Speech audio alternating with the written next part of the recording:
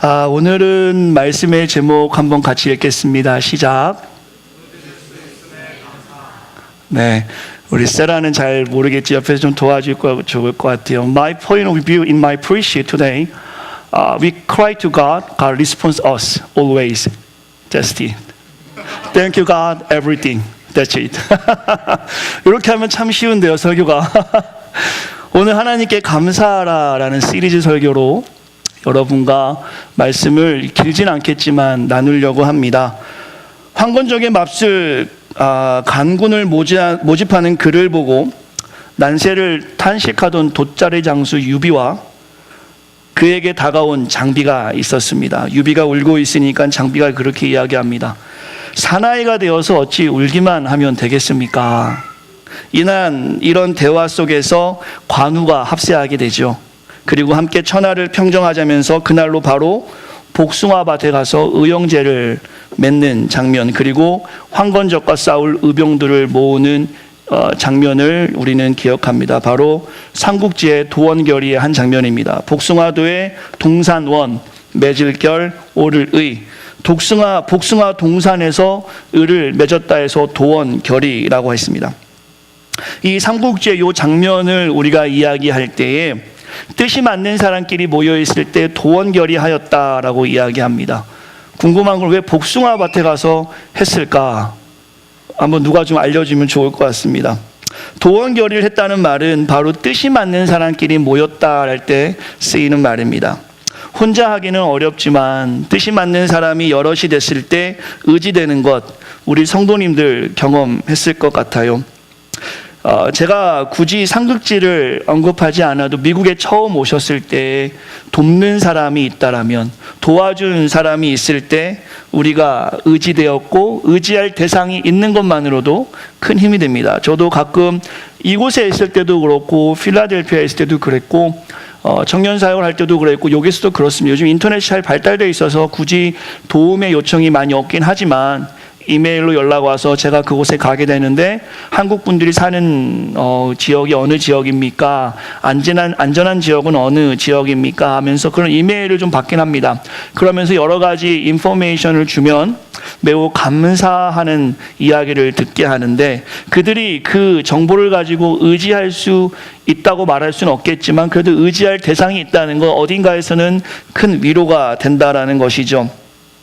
세상을 보면 어떤 사람들은 자녀들을 의지하는 모습 우리가 보게 됩니다. 어떤 사람들은 친구를 의지하고요. 어떤 사람들은 보이지 않는 미래를 의지하기도 합니다. 어떤 사람들은 현재 가지고 있는 돈이나 앞으로 벌 돈을 의지하기도 하지요. 건강을 의지하기도 합니다.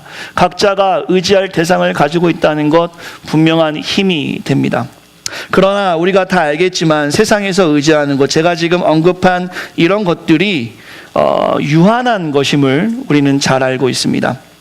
제가 지금 말씀드린 친구, 자녀, 돈, 건강, 물질, 이런 것들이 언젠가는 없어질 것이고 영원하지 않다는 것 우리가 잘 알고 있죠. 영원한 친구가 있습니까? 자식들이 영원히 부모의 마음을 잘 알아줄 수 있습니까? 여러분의 건강이 영원할 수 있습니까? 아침에 제가 지호자매랑 새가족 교육하면서 그 얘기를 했어요. 영원한 것은 우리 주님밖에 없다. 제가 요즘에 그 미스터 선샤인을 좀 보면서 이병헌을 보니까 되게 동화되는 느낌이 있습니다. 뭔가 좀 저랑 비슷한 것 같기도 하고 다른 것 같기도 하고, 어쨌든 지금은 여러분은 저와 이병헌이 많은 차이가 있어 보이겠지만 이병헌이 저보다 형입니다. 이것도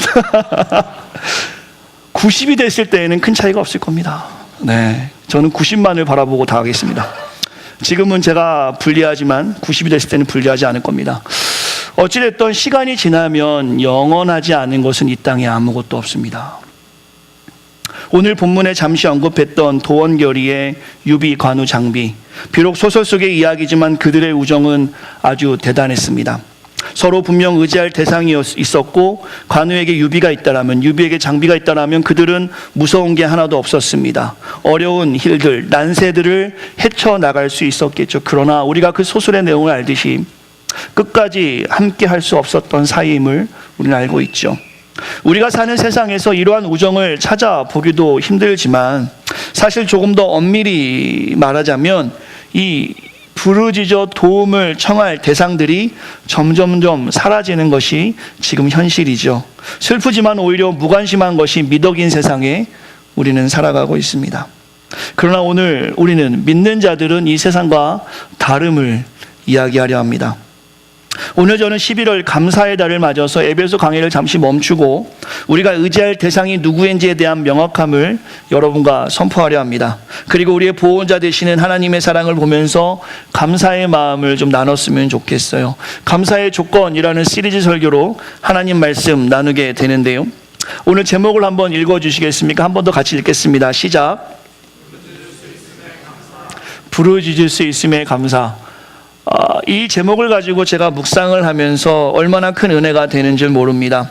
특별히 11월, 2018년 11월, 2017년 11월 1년간의 차이지만 우리 교회를 놓고 보았을 때 제가 교회 연역을 이렇게 쭉 보는데 작년 11월에도 구역이 편성된 거 아십니까? 작년 11월에 우리 새생명교회가 새 구역이 2구역으로 편성이 되었었습니다. 작년 11월에 그것이 교회 연역에 들어가 있더라고요. 근데 올해 11월에 하나님은 오히려 새 구역을 5구역으로, 물론 사람이 는다는 것이 그것이 다 좋다라고 이야기할 수는 없겠습니다. 다만 귀한 공동체 안에서 우리가 사명을 감당할 수 있을 때에 필요한 일꾼들을 보내주시는 하나님 놀라운 은혜를 우리는 지금 경험하고 있다는 것이죠.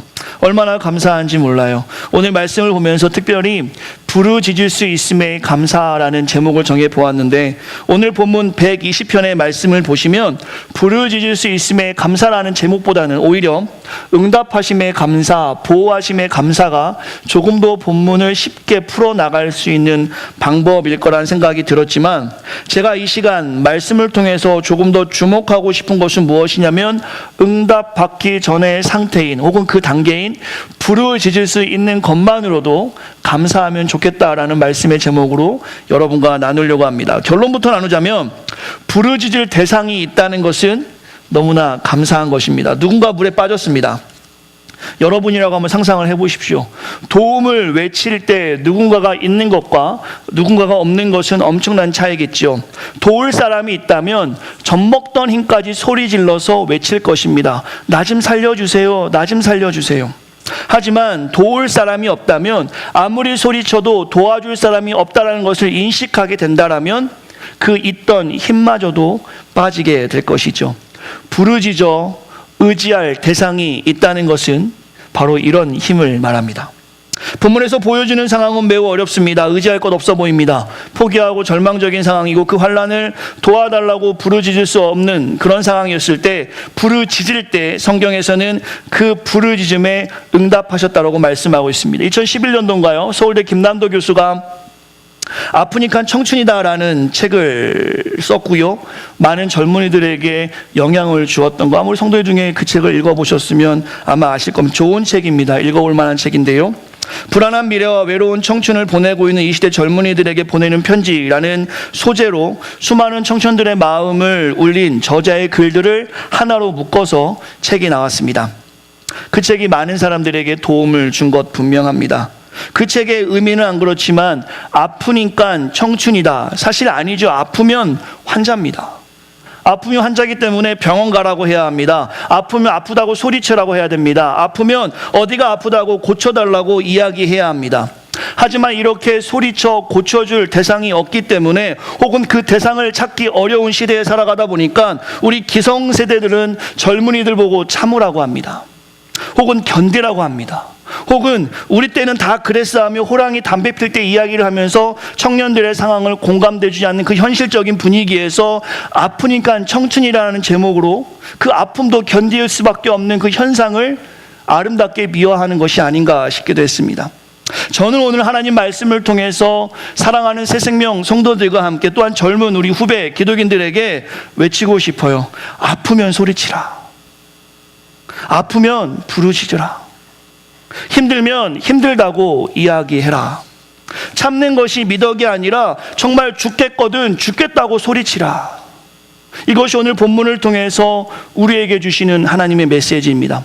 세상은 우리의 소리에 답변이 없을 것입니다. 여러분의 부르짖음에 아무도 답을 하지 않을 거예요. 그러나 우리 전능하신 하나님이 응답하시는 것이죠.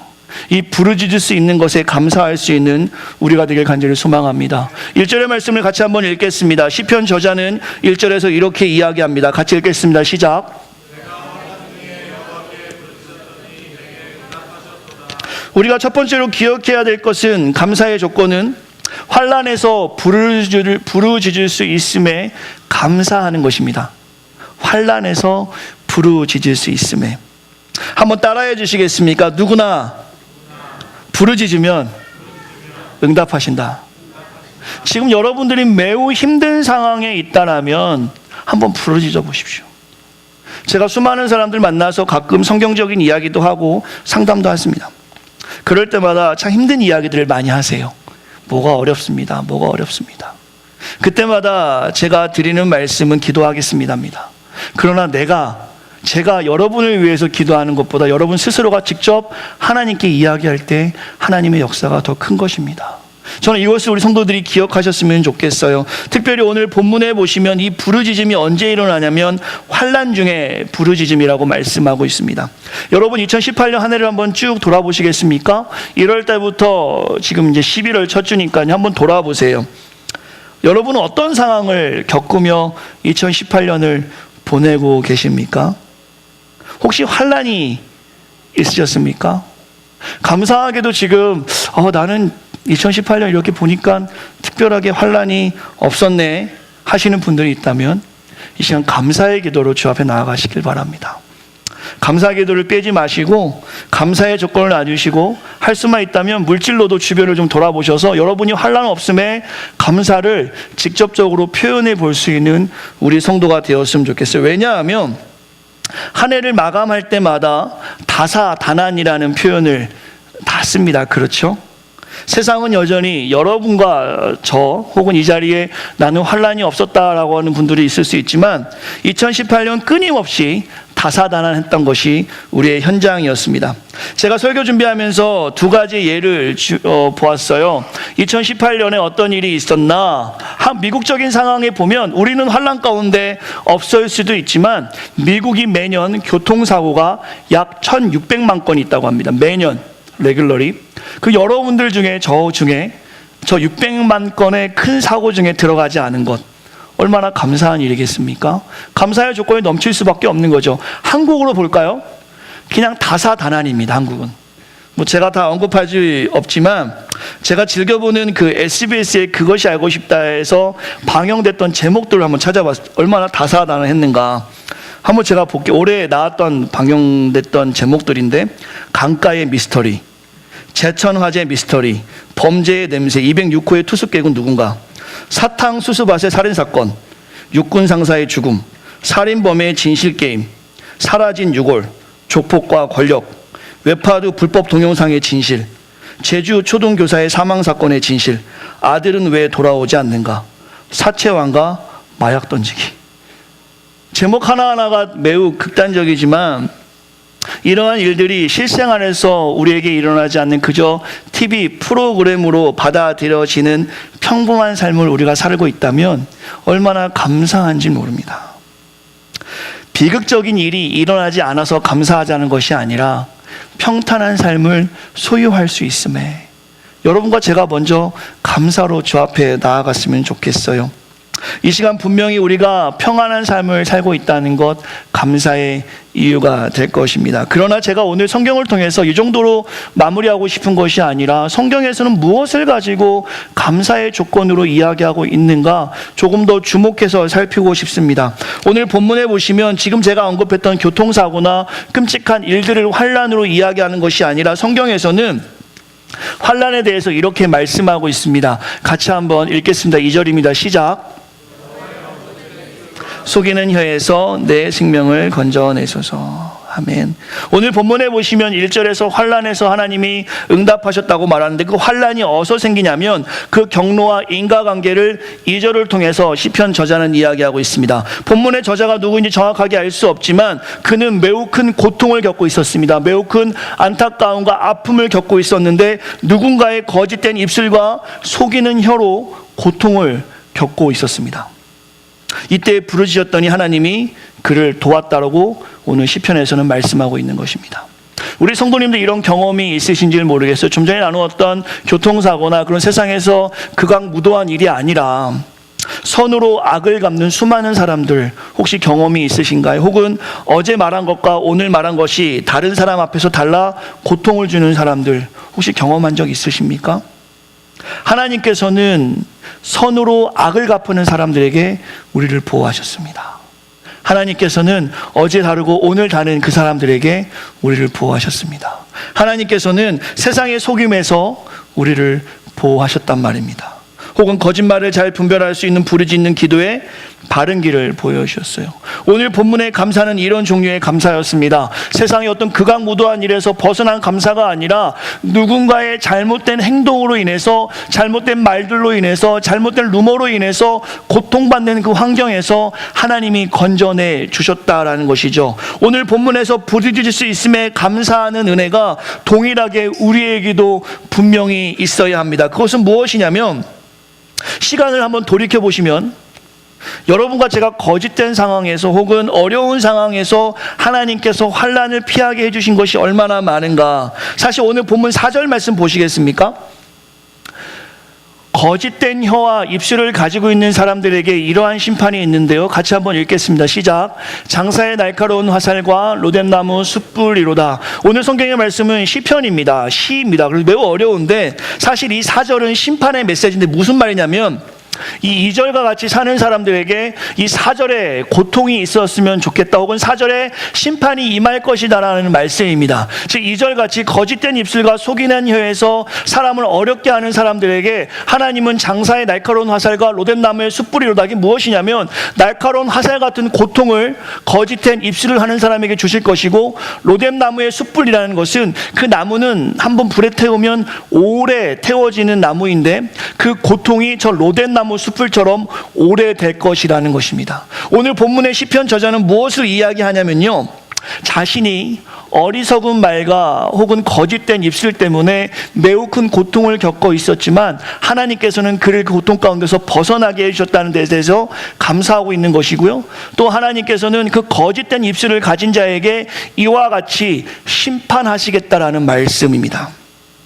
이 말씀을 우리가 조금 더 깊이 묵상하면 좋을 것 같습니다. 앞에 부분, 하나님께서는 분명히 저와 여러분들을 환난 가운데서 보호해 주셨는데 제가 좀 더 주목하고 싶은 말씀이 4절의 말씀인데요, 우리가 한 해를 돌아볼 때 인식하던 인식하지 못했던 죄악 가운데 우리가 살아갔던 모습은 없는지, 혹시 우리의 입술에 지금 다른 사람의 입술과 거짓된 혀로 내가 고통받는 것이 아니라 내 거짓된 입술과 속이는 혀로 누군가를 아프게 하지는 않았는지, 이 시간에 생각해 볼 수 있는 우리가 되었으면 합니다. 이것은 가족 간에도 마찬가지예요. 남편이 아내에게, 아내가 남편에게, 아빠가 자식에게, 자식이 부모에게. 혹시 이 거짓된 입술과 속이는 혀로 부모를, 남편을, 아내를 혹은 공동체 안에서 서로 간에 아프게 한 적은 없는지, 이 시간 먼저 우리가 이것을 주목해 보고 싶습니다. 이러한 상황이 있다라면 이것은 우리 모두에게 환난이죠. 아직 성숙하지 못해서 그 환난의 원인을 일으키는 자신의 말 때문에 다른 이는 상처받아서 그 환난으로 잠을 못 이루지만 자신은 죄가 성숙을 가리워서 아무것도 못 느낀 무딘 상태로 산 것은 아니었는지 우리의 삶을 이 시간에 반추해 볼 수 있어야 합니다. 이런 일이 있다면 먼저 우리는 하나님의 보호하심에 감사로 이야기하기 전에 회개하는 마음으로 부르짖을 수 있어야 합니다. 왜냐하면 이런 종류의 환난을 우리가 일으키지 않기를 바라기 때문입니다. 이 4절의 고통은 우리가 감당할 수 없는 고통입니다. 아니, 믿는 자에게는 이러한 고통이 있어서는 안 됩니다. 날카로운 화살과 같은 고통, 로뎀나무의 숯불이 오래 타는 것처럼 그러한 고통이 지속되지 않기 위해서는 우리의 입술은 선을 이야기해야 되고, 우리는 화평을 이야기할 수 있어야 되고, 진실을 이야기할 수 있어야 합니다. 사랑하는 성도 여러분, 오늘 우리가 부르짖을 수 있음에 감사하라는 제목으로 나아갈 때 하나님께서 우리를 보호해 주신 것에 대한 감사도 있겠지만, 하나님 앞에서 우리가 죄를 부르짖을 수 있음에도 감사할 수 있는 시간으로 저와 여러분 나아가길 소망합니다. 부르짖을 수 있는 특권이 있음에 감사할 수 있는 우리가 되길 바랍니다. 하나님은 우리의 그 부르짖음에 고통스러운 환난이 아니라 평안으로 우리를 인도하실 줄 믿습니다. 오늘 본문에서는 생명을 건진다라고 말씀하고 있어요. 오늘 우리가 만나는 환난에서 하나님의 보호하심을 경험하기를 간절히 소망합니다.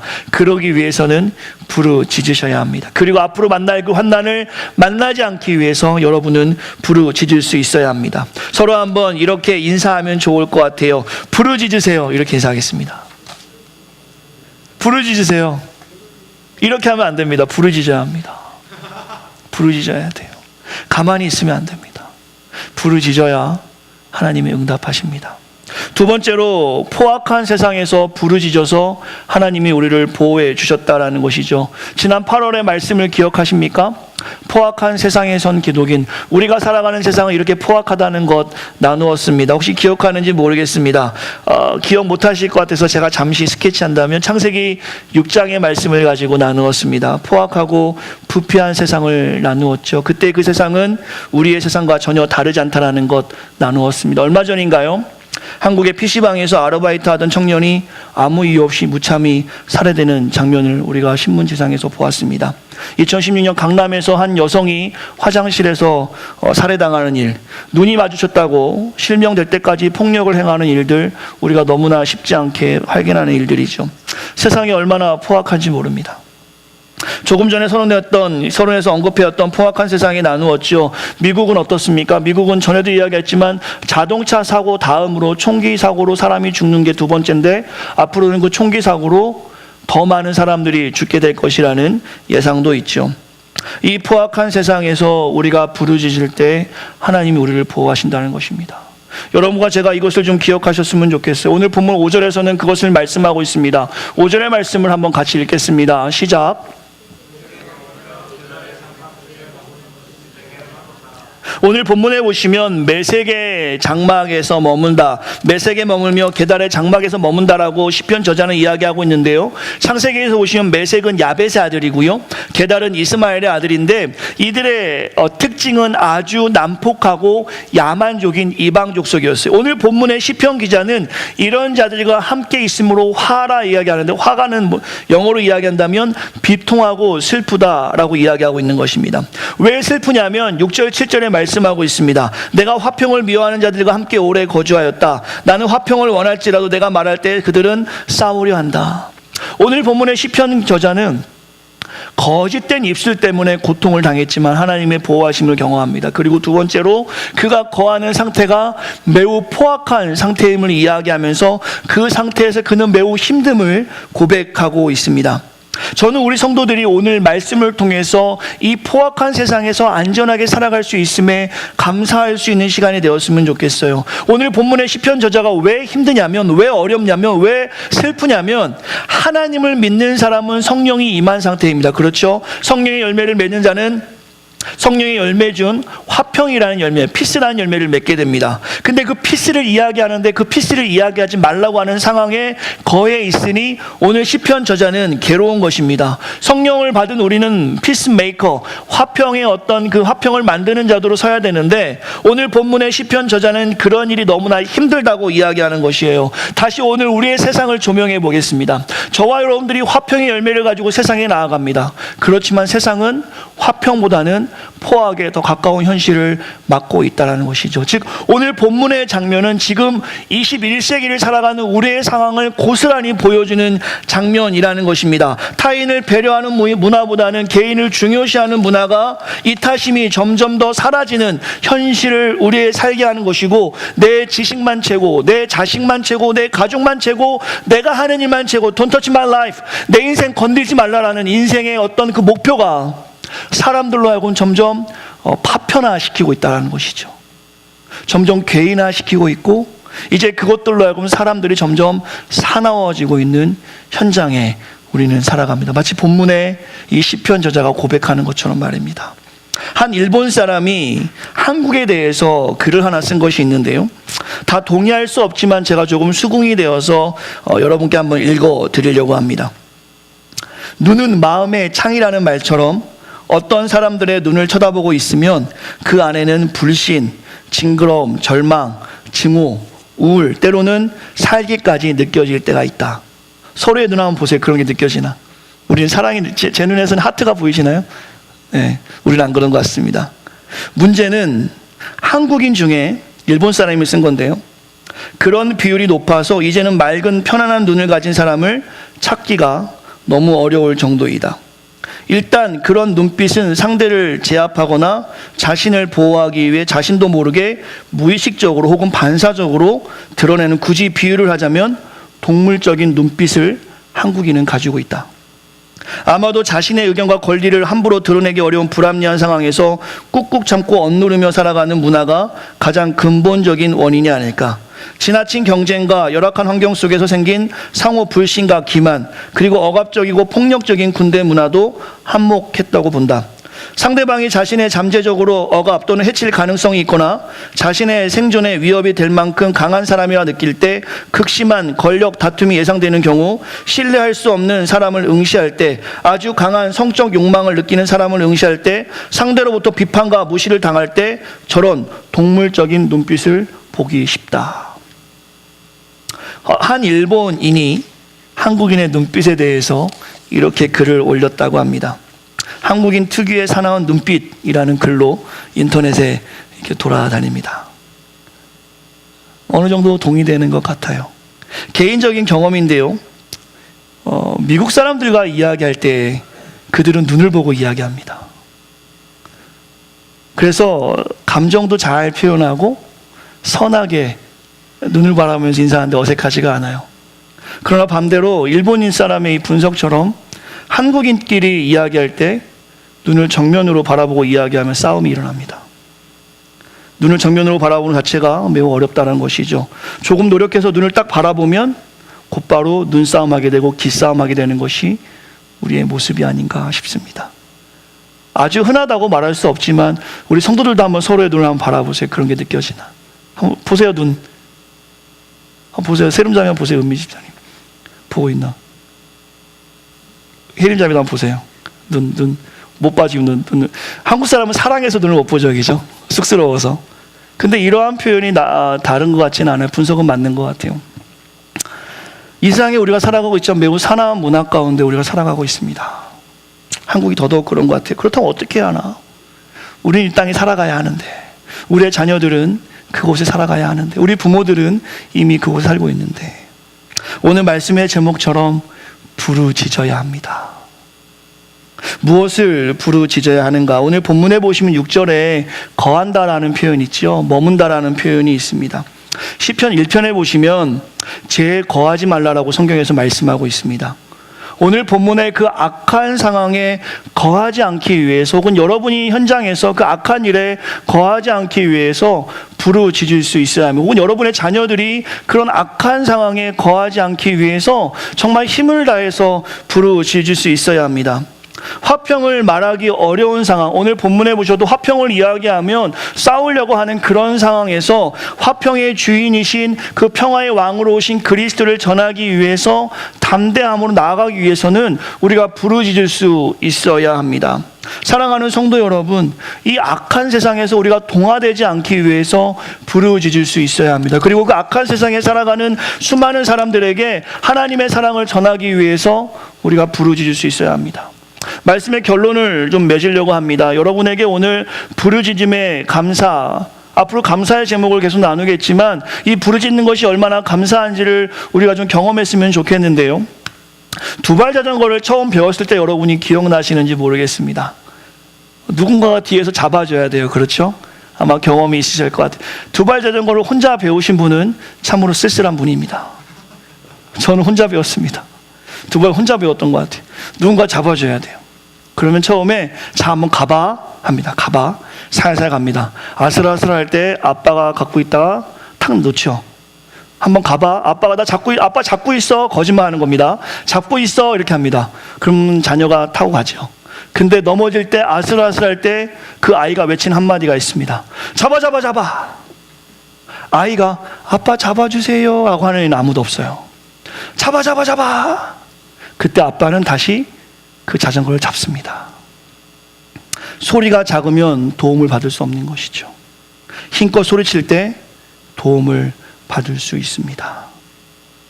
처음 배우는 자전거도 이렇게 소리치면서 위험한 순간을 모면했었는데 우리가 만나는 내일들 다 처음 만나는 것입니다.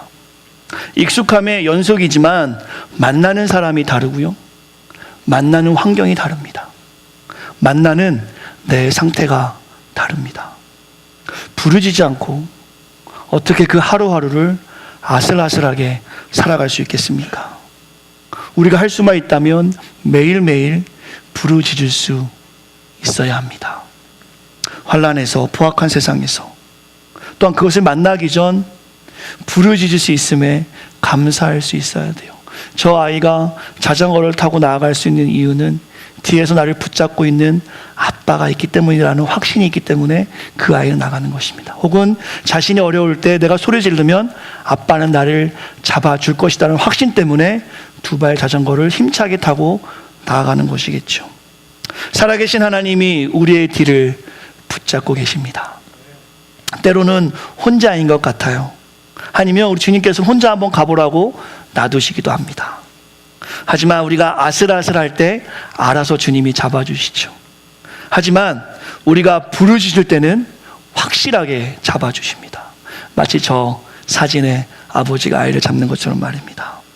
오늘 이 부르짖음이, 이 부르짖을 수 있는 특권이 여러분에게 있음을 감사하는 하루가 되시기를 간절히 축원합니다. 하나님을 의지하는 것이겠죠. 말씀의 적용점으로 오늘 말씀을 마치려 차량대 앞으로 나와주셨습니다. 빨간 글씨를 한번 읽어주시겠습니까? 같이 읽겠습니다. 시작. 부르짖는 기도를 하자. 기도라는 것은 매우 어렵습니다. 쉽지 않습니다. 기도도 훈련입니다. 훈련하지 않으면 매우 어려운데요. 우리가 흔히 하는 말에 기도는 노동이다. Prayer is labor라는 말이 있습니다. 그 labor라는 단어가 노동이라는 뜻이죠. 기도가 힘들다는 말이에요. 노동이라는 것입니다. 그러나 이 labor라는 뜻에는 어떤 것도 있냐면요. 아이를 출산할 때, 분만할 때 진통이라는 뜻도 labor에 있습니다. 우리 아이를 가지신 엄마들이 세 분이 삼각편대로 저한테 이렇게 있는데요.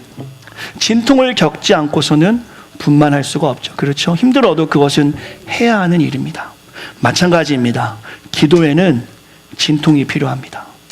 여러분과 제가 힘들다고 그 진통을 마다해버리면 우리는 아이를 낳을 수 없는 부모처럼 하나님의 응답을 받을 수가 없어요. 애가 왜 안 나와? 하고 있으면 애가 안 나옵니다.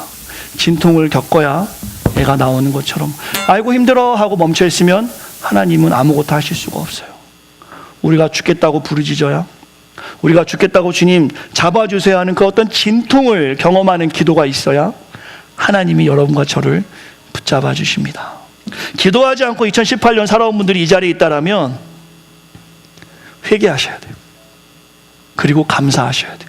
기도하지 않았는데 이렇게 잘 살았다니, 아까 그것이 알고 싶다 나왔던 일들이 나한테 없었다니, 사고가 없었다니, 기도하지 않았는데 이렇게 잘 살았는데 만약에 여러분이 기도한다면 Prayer your labor, 노동하는 것처럼 진통을 겪는 것처럼 기도한다라면 하나님이 기도하지 않고도 이렇게 보호하시는데 기도할 때 얼마나 많이 하나님의 은혜를 경험하실 수 있겠습니까? 사랑하는 성도 여러분, 눈에 확연히 보이지만 유한한 것들을 의지하지 마시고, 혹은 그것들이 없다고 불편하지 마시고, 좌절하지 마시고, 환난 중에 부르짖고 포악한 세상에서 부르짖어 응답하시는 오직 하나님을 바라보시길 바랍니다. 여러분이 바라보는 없는 불평하는 그것은 유한해서 우리를 도울 수 없지만 영원하신 하나님은 여러분의 부르짖음에 응답하십니다. 주님, 그래 내가 여기 있다, 내가 여기 있다, 걱정하지 말아라. 사랑하는 성도 여러분, 하나의 모든 상황을 주님께 올려드리고 평안과 또는 세상에 줄 수 없는 평안을 바라볼 수 있는 우리 성도가 되기를 간절히 소망합니다. 특별히 우리의 혀와 입술을 잘 다스리어서 그 환난을 만들지 않는 우리가 되기를 간절히 축원합니다. 그리고 할마다 때마다 일마다 주님을 의지하고 부르짖을 수 있는 사랑하는 성도들이 되시기를 간절히 축원합니다. 2018년 한 해가 벌써 다 갔습니다. 두 달 또 금방 가겠죠. 샴페인에 눈이 올 것입니다. 날씨가 추워질 것입니다. 그리고 새해를 준비할 것입니다. 2019년 논문을 마무리해야 될 것이고 직장을 구해야 될 것이고 아이들은 학교에 갈 것이며 또한 자녀를 낳아야 될 것입니다. 2018년보다 2019년이 더 완벽한 한 해라고 말할 수 없겠죠. 더 평안한 한 해라고 말할 수 없을 것입니다. 오래 하지 않았던 기도를 해보십시오. 2018년 마무리를 기도로 하시길 바랍니다. 2019년을 기도로 부르짖으시길 바랍니다. 하나님께서는 2018년 한 해도 보호하셨지만 2019년에도 동일한 은혜와 부르짖는 자에게 반드시 응답하시는 시편 저자의 놀라운 역사들을 우리 새생명 성도들에게 하실 줄 믿습니다. 부르짖으십시오. 부르짖으십시오. 죽겠으면 죽겠다고 이야기하시고 힘들면 힘들다고 이야기하시고 어려우면 어렵다고 이야기하십시오. 척하지 마시고 납작 엎드려 하나님의 은혜를 구하시길 바랍니다. 부르짖는 자에게 하나님 반드시 응답하십니다. 이 시간 같이 찬양하면서 주 앞에 나아가고 싶습니다. 제가 찬양팀 부탁드린 찬양인데 함께 찬양하시면서 하늘문이 열리고 의의 빗줄기를 우리에게 내려주시는 놀라운 하나님의 사랑, 부르짖을 때 응답하시는 하나님의 놀라운 은혜를 경험하시며 감사로 나아가시길 바랍니다. 우리 함께 기도해. 아멘. 주 앞에 나와 무릎 꿇고 긍휼 베푸시는 주, 베푸시는 주 하늘을 향해 아멘. 부르짖으십시오. 두 손 들고 하늘 문이 열리고 은혜의 빗줄기 이 땅 가득 내리도록 마침내 주오셔서 마침내 주오셔서 의의 빗줄기 우리 위에 부시고 우리 함께 기도해. 우리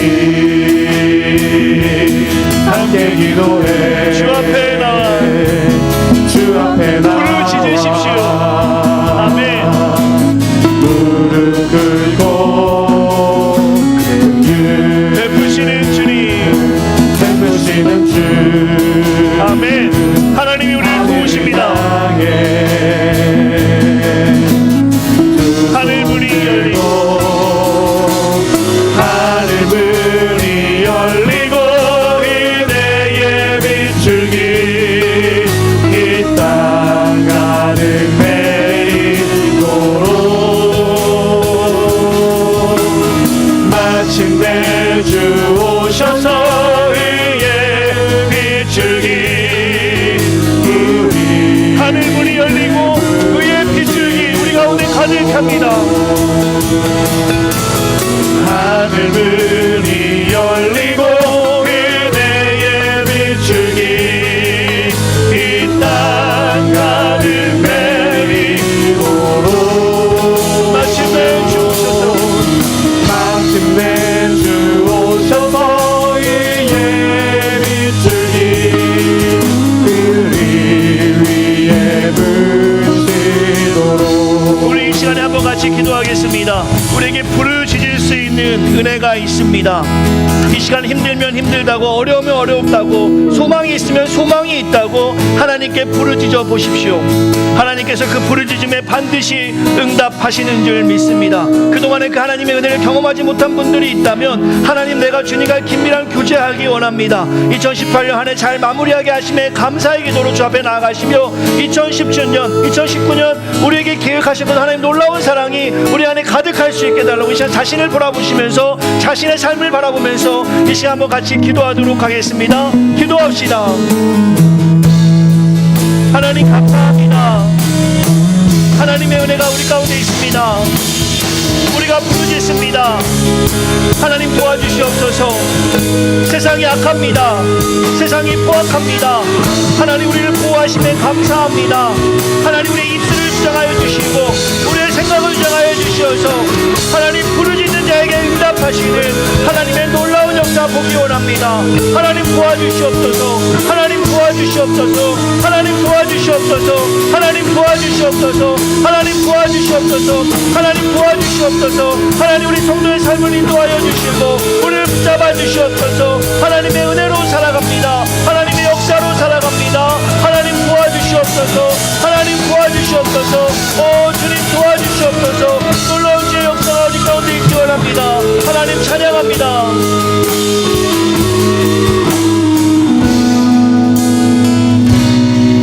참 좋으신 하나님 감사합니다. 내일 일을 우리가 알지 못합니다. 그러나 교만하게 마치 내일을 내가 이끌어가는 것처럼 삽니다. 이 시간에 하나님의 은혜가 없으면 살 수 없음을 고백합니다. 세상은 포악하고 험악합니다. 거대합니다. 우리는 아무것도 할 수 없을 만큼 미약합니다. 하나님 이 시간 사랑하는 성도들 이 시간에 용기 내어 주님께 부르짖을 때 하나님이 응답하여 주시옵소서. 너는 내게 부르짖으라. 내가 알지 못하는 크고 비밀한 일을 보이겠다 말씀하신 그 하나님의 놀라운 은혜가 우리 성도들이 2018년 한 해 잘 마무리할 때 경험하게 하시고 2019년 이제껏 하나님의 주신 그 은혜 가운데 우리가 더 큰 은혜를 소유하며 최고의 한 해가 될 수 있도록 잘 준비하기를 간절히 소망합니다. 귀한 공동체를 붙잡아 주시고 사랑하는 성도들 학업을 붙잡아 주시고 자녀를 붙잡아 주시고 날마다 우리와 함께하여 주시옵소서. 이제는 우리 주 예수 그리스도의 은혜와 하나님의 크신 사랑과 성령님의 가만히 교통 충만한 은혜가 이 시간 주님께 부르짖을 수 있음에 감사로 나아가는 사랑하는 성도들 머리 위에 기도하는 제목 위에 또한 우리의 자녀들 위에 이제부터 영원토록 함께 있기를 간절히 축원하옵나이다. 아멘. 돌아주님 그름 타시고 나팔 불 때에 다시 오시네 모두의